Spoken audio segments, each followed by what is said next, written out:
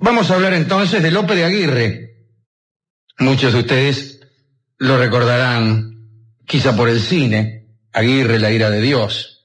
Lope de Aguirre fue probablemente el más cruel y el más terrible de los conquistadores que llegaron a América. Algunos dicen que estaba loco, otros hasta llegaron a creer que se trataba del mismo diablo. El caso es que podemos decir que había nacido en Oñate, Guipúzcoa, en 1514, pero no se sabe mucho de su vida en España antes de embarcarse hacia las Indias. Vamos a ver cómo lo describen las crónicas. Tan pequeño de cuerpo que era poca persona, dicen las crónicas. Su cara era chupada. Caminaba siempre con mucho peso en armas. Quiero decir que andaba siempre calzado, ¿no? No era visto sin espada, sin daga, sin arcabuz. Era compañero de los infames y pocas veces dijo la verdad. Era vicioso, lujurioso y glotón. Y todos lo conocían como Aguirre el Loco, o mejor, para nosotros, Loco Aguirre.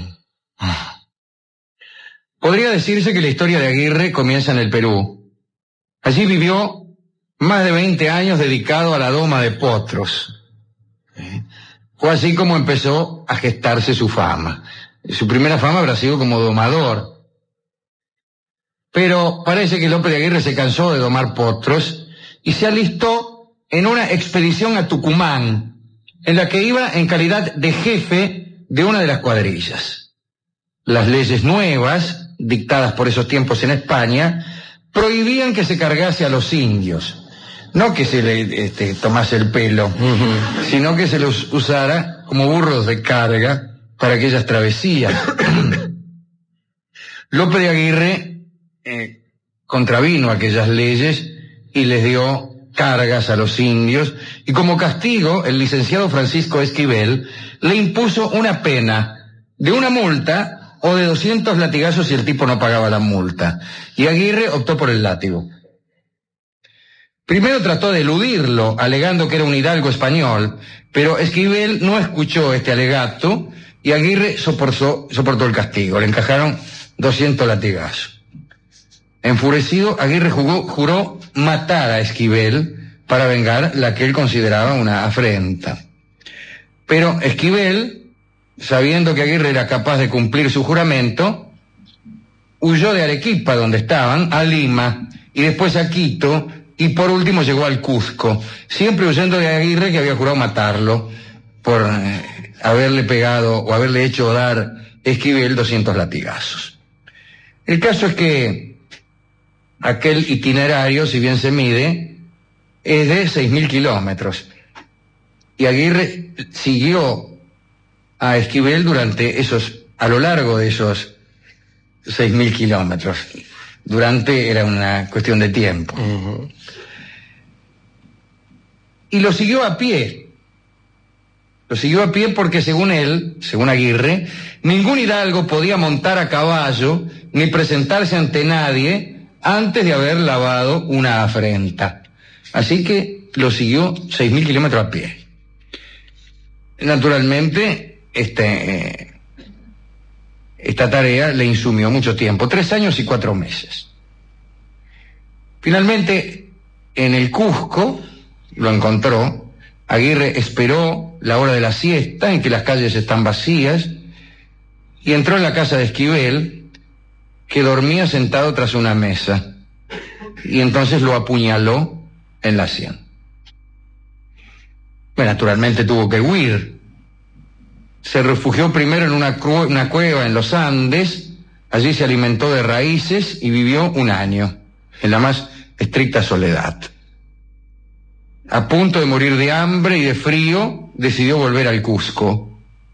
Siempre escondiéndose en distintos lugares, se enteró un día de que se otorgaban perdones a quienes se alistaran contra un tal Francisco Girón, que se había rebelado. Rebelado con B larga, ¿no? O quizá con B corta. Se había rebelado como un traidor. El caso es que Aguirre se alistó Y en la batalla en que derrotaron a Girón, Aguirre recibió 2 balazos en la pierna derecha, quedó perdonado, pero rengo de por vida. En aquella lucha se había hecho amigo de un tal Lorenzo de Salduendo, otro asesino perdonado también, que había ido a aquella lucha al solo efecto de hacerse perdonar un poco. Al poco tiempo, Aguirre se enteró a través de Salduendo de otro alistamiento. Pedro de Ursúa llamaba hombres para la búsqueda del Dorado, nada menos. Saben ustedes, el Dorado era aquel rey que acostumbraba a recibir un espolvoreo ritual de polvo de oro, lo dejaban como milanesa y después lo arrojaban en una laguna. No es que esto fuera tan impresionante, pero un pueblo capaz de espolvorear a su rey con polvo de oro, tan solo para cumplir unos ritos, debía antes que nada tener oro. Por eso es que todos buscaban el Dorado, que al fin resultó ser una quimera, como bien saben ustedes. El caso es que Aguirre y Salduendo se enrolaron en aquella expedición. Iban a tomar el río Huallanga para llegar a través de él a uno de los principales afluentes del Amazonas y después embocar por el Amazonas. Pero Pedro de Ursúa había cometido 2 errores en aquel alistamiento. El primero, naturalmente, tener bajo su mando a 2 energúmenos como Aguirre y Salduendo. Y el segundo, llevar en su expedición a su amante, doña Inés de Atienza, una hermosa muchacha, hija de un capitán español fallecido y de una india. Dicen las crónicas: la constante atención de Pedro de Ursúa a su concubina, con la que pasaba los días metido en la cámara de la pequeña embarcación, no lo hacía popular. Parece que no eran populares los hombres que se pasaban en su cámara con sus concubinas. Ursúa parece que sufría de fiebres y melancolía, por decirlo así, y no tenía el carácter suficiente para tratar con hombres como los que llevaba. Para más descontento, los comienzos de aquella expedición no fueron buenos. Zarparon el 26 de septiembre de 1560, eran 230 españoles, unos 200 indios, 20 morenos y 30 caballos. Ocupaban 2 bergantines y varias barcazas planas para el ganado. Pero varias de aquellas barcazas se hundieron, es decir, todas.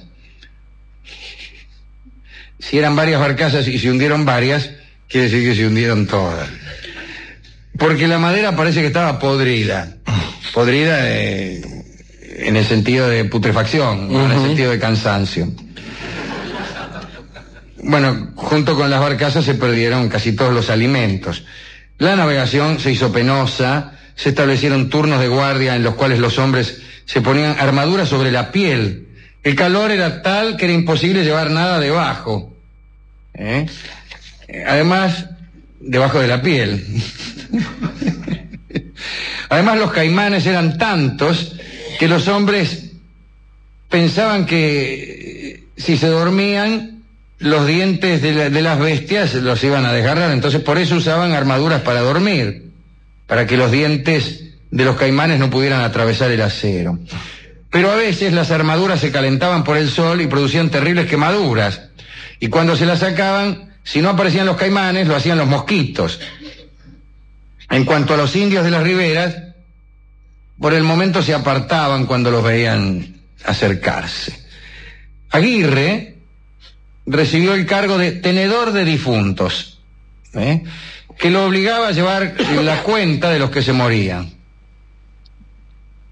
Pues Aguirre decidió aprovechar aquel malestar.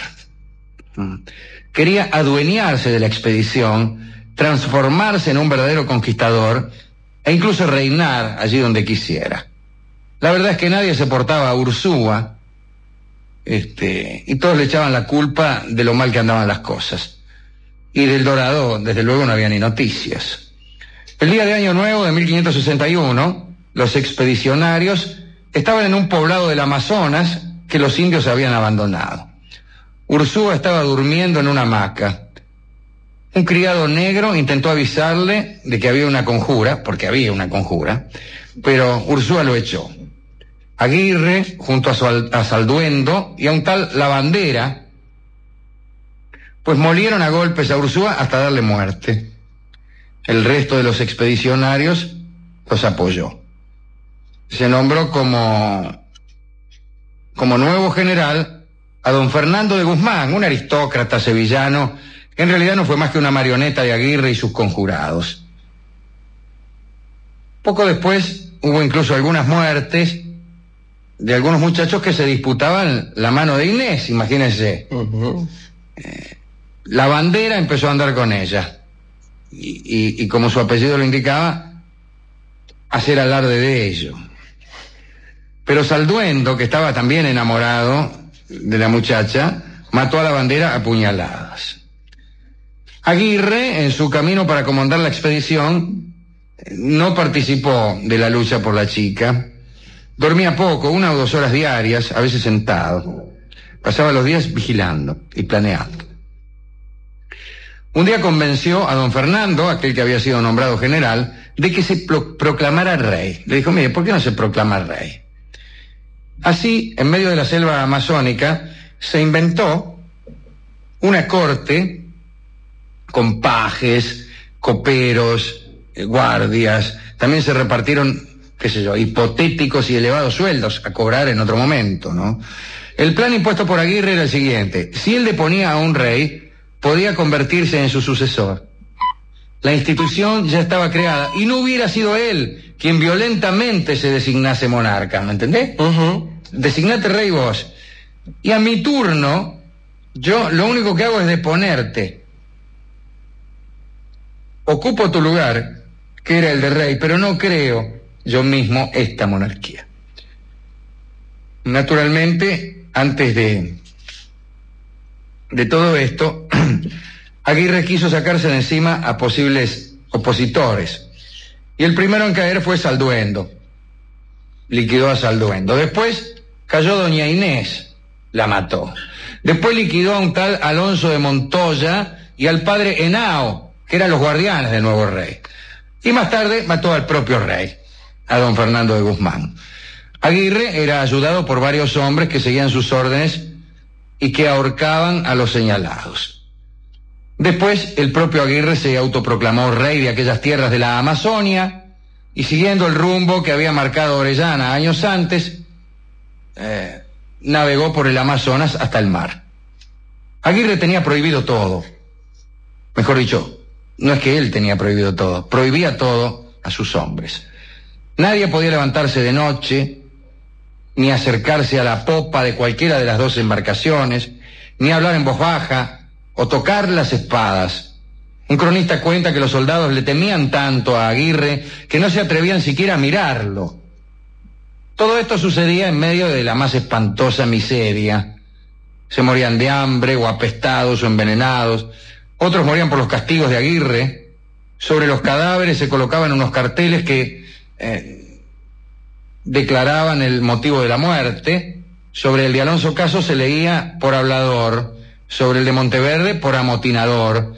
Sobre el de Juan de Guevara, por mirón. Y un buen día llegaron al océano. Se improvisaron velas con mantas y el 20 de julio de 1561 llegaron a la isla Margarita, en la actual Venezuela. Allí fue donde Aguirre decidió finalmente establecerse como rey. Sabía que no podía presentarse en la isla como aquel que era, porque había una dotación española. Prefirió entonces causar lástima. Puso a los enfermos en cubierta, ocultó a los sanos y ocultó todas las armas. A las autoridades de la isla les regaló las joyas de Inés. El gobernador confió en Aguirre, pensó que era un héroe de la fallida expedición de Ursúa y llenó de halagos al que había llegado, pero fue un error. Los hombres de Aguirre mataron al gobernador, sembraron el terror entre los habitantes, los obligaron a entregarles alimentos y riquezas y mataron a quienes trataban de ocultarse. Más tarde, Aguirre marchó sobre tierra firme. Allí solo encontró poblaciones abandonadas que huían al conocer su llegada. Pero pronto todos los que huían de Aguirre tuvieron en sus manos un arma preciosa. Felipe II, de España, enterado del caso, envió un perdón a quienes salieran del bando de Aguirre para unirse a las tropas leales, y todos comenzaron a abandonarlo. Quedó completamente solo, iba por los caminos blandiendo su espada y vociferando contra el rey Felipe. Finalmente lo enfrentaron sus propios hombres y lo mataron a arcabuzazos. Al primer tiro exclamó: "Este no es bueno". Le había rozado el marote el tiro nada más. Al segundo y definitivo dijo: "Este sí". Era el 27 de octubre de 1561. Tras matarlo, lo descuartizaron. Expusieron su cabeza en una jaula hasta que se convirtió en calavera. Me refiero a la cabeza, ¿no? Después alguien se la afanó y nada más se supo de sus huesos. Esta fue la historia de Aguirre, que algunos habrán conocido en virtud de la película que se filmó hace unos años. ¿A quién dedicar esto? Naturalmente que no cometeremos la torpeza de dedicárselo a Lope de Aguirre, y quizá a ninguno. Más bien podríamos hablar sobre algunas circunstancias que, bien repetidas, pueden marcar un carácter. El andar 6.000 kilómetros para cumplir una venganza revela un temperamento feroz y de ningún modo admirable. Nos revela un loco. Exactamente, Alejandro. Pero, sin embargo, si este andar se hiciera tras de sueños más dignos de ser soñados, pues allí estaríamos frente a algo digno de ser admirado. Y siquiera, en contrario, vamos a dedicar esta charla a aquellos que marchan muchos kilómetros tras de un sueño. Y marchan muchos kilómetros a lo mejor para hacer un bien, para llevar una caricia, para acercar un beso, para ayudar a alguien que necesita algo. Es aquella expedición, Alejandro, que fue hasta Asunción, creo, cruzando todo el Brasil. Claro, para llevar ayuda. Para llevar ayuda, exactamente. Y entonces, me parece que no está mal buscar la dedicatoria en aquellos andariegos que han caminado detrás de sueños propios, detrás de sufrimientos ajenos, incluso detrás de sueños imposibles de ser cumplidos. Si yo fuera un poeta de 5 pesos, me dejaría tentar por el camino como meta. Pero como aquí nosotros no somos del todo taoístas, sino que siempre concebimos, ¿qué va a ser? Es nuestro defecto, el camino como eso, como un camino, y al final del cual puede ser que uno encuentre algo, ¿no? Y no como un mero goce. Entonces, dedicaremos a los que han seguido un camino buscando algo, no disfrutando del solo camino, sino buscando algo que presumían estaba al final del camino. A esa clase de andariegos vamos a dedicar, si usted me permite, ¿cómo no?, esta charla de hoy. Y también vamos a ilustrarla musicalmente en virtud de esta pequeña idea de homenajear a los seguidores. Ya que se trata, como hemos dicho, de andariegos, hemos usado esa palabra, hay una zambita muy paisana que se llama La Andariega, y que es una zamba que canta don Atahualpa Yupanqui, y me parece bien que el andariego reciba esta clase de zambitas humildes que tanto le gustaban a don Atahualpa. Así que reciban aquellos que a lo mejor ahora están en el medio de un camino larguísimo. A lo mejor todavía no vislumbran la meta. A lo mejor la meta no sea lo que ellos están soñando, pero ahí andan. A esa clase de andariegos me sumo yo, que he desencillado ya, pero que a lo mejor algunos kilómetros he recorrido. La andariega canta para todos ustedes, muchachos que caminan tras un sueño. Don Atahualpa Yupanqui.